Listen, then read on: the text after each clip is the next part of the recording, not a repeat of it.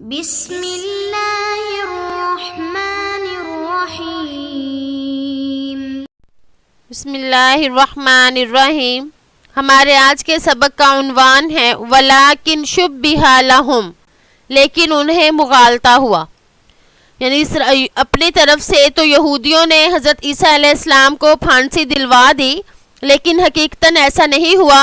اللہ کے حکم سے اللہ تعالیٰ نے ایسی تدبیر کی، ایسا ماحول پیدا کر دیا کہ انہیں مغالطہ ہوا اور انہوں نے مغالطے میں کسی اور نوجوان کو پھانسی دے دی۔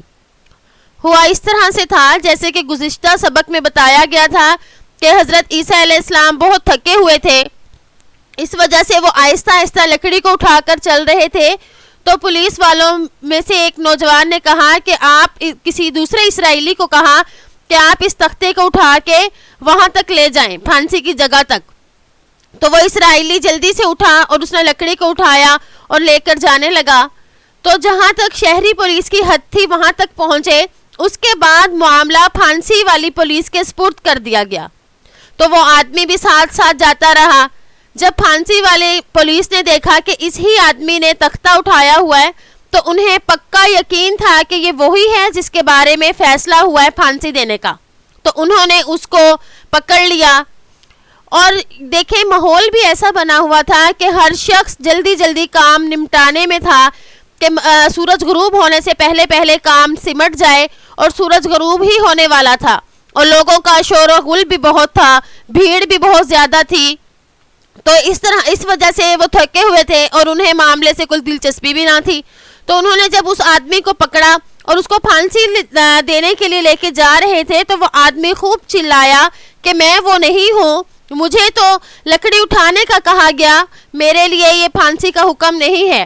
لیکن جو پولیس تھی وہ رومی تھی، پولیس کی زبان کوئی اور تھی، تو پولیس والے اسرائیلی کی زبان نہ سمجھ سکے کہ وہ ہمیں کیا کہہ رہا ہے، اور دوسری یہ بات تھی کہ جس طرح سے وہ چیخ چلا رہا تھا، تو انہوں نے سمجھا کہ ہر شخص جب مرنے لگتا ہے اسی طرح چیختا ہے اور اپنی برات کہتا ہے، تو انہیں خاص الفاظ کا تو انہیں کچھ نہیں پتہ چلا، تو انہوں نے اس کو پھانسی دے دی۔ تو اس سبق میں اسی کے بارے میں بتایا گیا کہ اللہ تعالیٰ فرماتے ہیں کہ انہیں مغالطہ ہو گیا، اور یہ مغالطہ بھی اللہ تعالیٰ کی تدبیر ہی تھی۔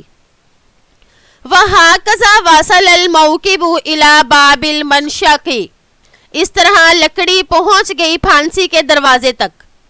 فَتَقَدَّمَ شُرْطَةُ الْمَنْشَقِ، پھانسی کے سپاہی آگے بڑھے۔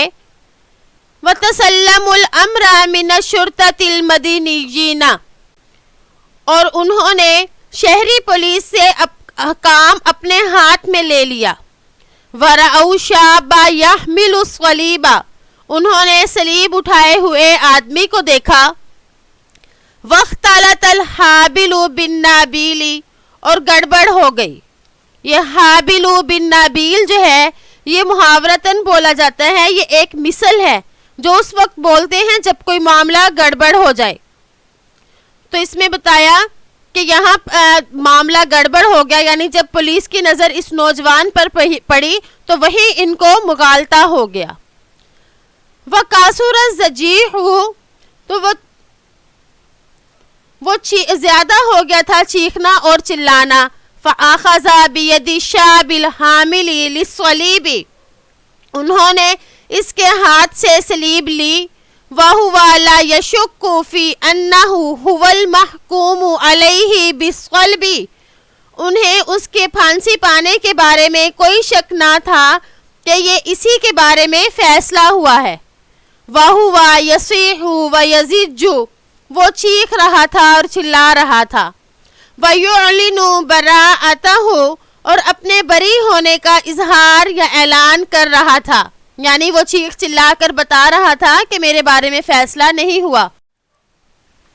وَأَنَّهُ لَا شَأْنَ لَهُ بِالْحُكْمِ وَالصَّلْبِ، کہ اس کا فیصلہ اور سولی کے ساتھ اس کا کوئی تعلق نہیں ہے۔